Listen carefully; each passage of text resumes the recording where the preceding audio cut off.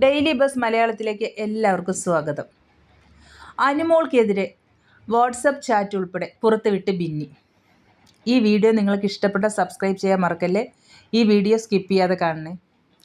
അനുമോൾക്ക് PR ഉണ്ടെന്ന് big boss ഹൗസിനുള്ളിൽ വെച്ച് ആദ്യമായി പറഞ്ഞ ആളാണ് ബിന്നി സെബാസ്റ്റ്യൻ. 16 ലക്ഷം രൂപയ്ക്കാണ് താൻ PR കൊടുത്തതെന്ന് അനുമോൾ തന്നോട് പറഞ്ഞതായും ബിന്നി വെളിപ്പെടുത്തിയിരുന്നു. ഇതിൻ്റെ പേരിൽ പുറത്തിറങ്ങിയതിനു ശേഷം താൻ വളരെയധികം സൈബർ ബുള്ളിംഗ് നേരിടേണ്ടി വരുന്നുണ്ടെന്നും ബിന്നി പറഞ്ഞിരുന്നു. കഴിഞ്ഞ ദിവസം അനുമോളുടെ ഒരു വീഡിയോ പങ്കുവെച്ച് താൻ പറഞ്ഞത് ശരിയായിരുന്നു എന്ന് വ്യക്തമാക്കിയും ബിന്നി രംഗത്തെത്തിയിരുന്നു. ഇതിന് പിന്നാലെ തനിക്കെതിരെ ആസൂത്രിതമായ സൈബർ ആക്രമണം നടക്കുകയാണെന്ന് തെളിവുകൾ സഹിതം ബിന്നി പറയുന്നു. അനുമോളുടെ PR ഗ്രൂപ്പ് വാട്സപ്പ് ഗ്രൂപ്പിൽ ചർച്ച നടത്തുന്ന ചർച്ചകളുടെ സ്ക്രീൻഷോട്ട് ഉൾപ്പെടെ പങ്കുവെച്ചുകൊണ്ടാണ് ബിന്നിയുടെ ആരോപണം. അനുമോളുടെ വീഡിയോ ബിന്നി പോസ്റ്റ് ചെയ്ത കാര്യം ഒരാൾ ഗ്രൂപ്പിൽ അറിയിക്കുമ്പോൾ പിന്നാലെ മറ്റുള്ളവർ ബിന്നിക്കെതിരെ കൂട്ടമായി പ്രതികരിക്കാൻ ആഹ്വാനം ചെയ്യുന്നതാണ് സ്ക്രീൻഷോട്ടിലുള്ളത്. എല്ലാവരും റിയൽ അക്കൗണ്ടിൽ നിന്നും കമൻ്റ് ഇടൂ, ബിന്നി വീണ്ടും എയറിലാകും, അല്ലെങ്കിൽ നമ്മളെ എയറിലാക്കും തുടങ്ങിയ മെസ്സേജുകളും കാണാം. ഞാൻ PR അല്ല, അനുമോളുടെ യഥാർത്ഥ ഫാനാണ് എന്ന് പറഞ്ഞ് കമൻറ്റുകൾ വരുന്നു. ഇത്തരം 1-2 കമൻറ്റുകളല്ല വന്നത്.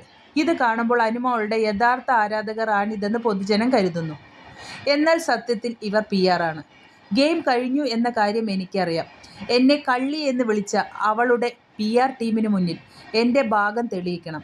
എൻ്റെ ഭാഗത്ത് ശരിയുണ്ട്, ദൈവമുണ്ടെന്ന് ഞാൻ വിശ്വസിക്കുന്നു. കാശ് വാങ്ങി മോശമായിട്ട് മത്സരാർത്ഥികളെ അപമാനിക്കുന്ന ആളുകളോട് എനിക്ക് പുച്ഛം മാത്രമേ ഉള്ളൂ, ബിന്നി വീഡിയോയിൽ പറഞ്ഞു. ശരിയാണ്, ഈ ബിന്നിയെ പോലുള്ളവർ ഒരുപാട് സൈബർ ബുള്ളിങ് ആക്രമണം നേരിടുന്നുണ്ട്.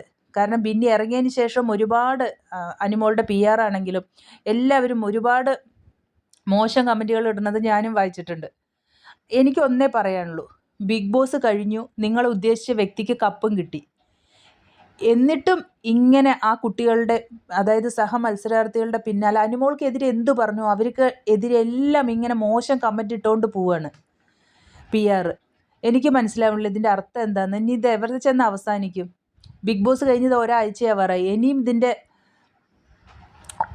കമൻ്റ് ഇടലും തെറിവിളികളും അങ്ങോട്ടും ഇങ്ങോട്ടുമുള്ള പ്രശ്നങ്ങളൊന്നും ഇതുവരെ തീർന്നിട്ടില്ല.